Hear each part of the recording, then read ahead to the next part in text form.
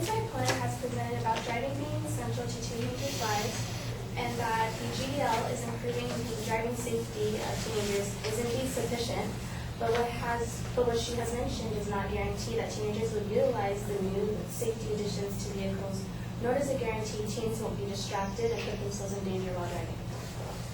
My opponent states that it is wrong to stereotype the teenager demographic, which I agree with, but this is not what we're doing.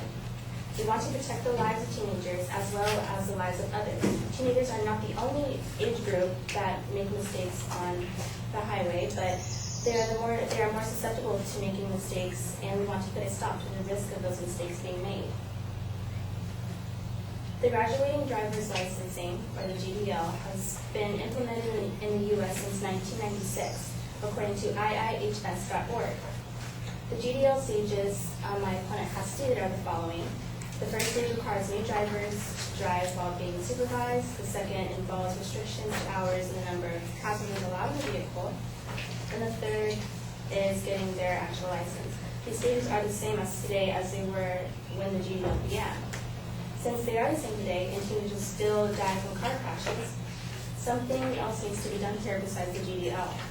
It is simply implementing the same things as it has for years, and statistics of teenage deaths from driving have dramatically increased. This means teenagers also need to meet the GDL halfway by extending their education on driving and to drive responsibly. Although there are newer and safer models of cars getting made, this doesn't mean the teenager will be responsible in his or her car and does not prevent a teenager from making mistakes and getting into car accidents.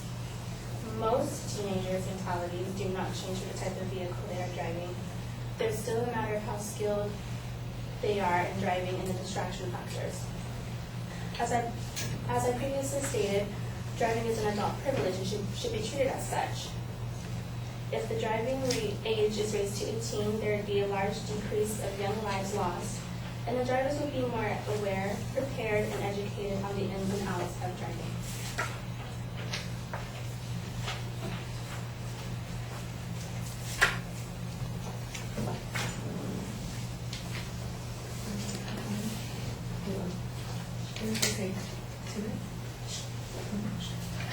Yeah, you can take whatever time you want.